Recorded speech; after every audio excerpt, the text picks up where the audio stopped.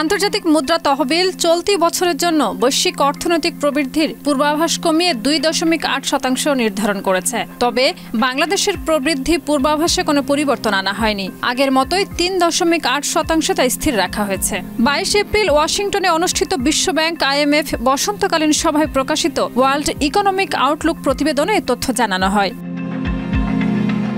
চলতি বছরের শুরুতে IMF বৈশ্বিক প্রবৃদ্ধির হার 3.3% হবে বলে অনুমান করেছিল। তবে সাম্প্রতিক সময়ে বিশ্ববাজারে অনিশ্চয়তা, ডোনাল্ড ট্রাম্পের শুল্ক নীতি এবং বাণিজ্য যুদ্ধের কারণে পূর্বাভাস 0.5% কমিয়ে আনা হয়েছে। IMF আরও জানিয়েছে মূল্যস্ফীতির হার প্রত্যাশার তুলনায় ধীরে কমবে। যুক্তরাষ্ট্রের ক্ষেত্রেও প্রবৃদ্ধির হার কমে যাওয়ার পূর্বাভাস দেওয়া হয়েছে। গত বছরের 2.8% থেকে এবছর তা নেমে আসতে পারে 1.8%। অর্থনীতিবিদরা আশঙ্কা করছেন বিশ্ববাজারে অস্থিরতার প্রভাব বাংলাদেশেও পড়তে পারে। বাংলাদেশের জন্য IMF এর পূর্বাভাস অপরিবর্তিত রয়েছে। 2025 অর্থ বছরের জন্য বাংলাদেশের GDP প্রবৃদ্ধি 3.8% ধরে রাখা হয়েছে।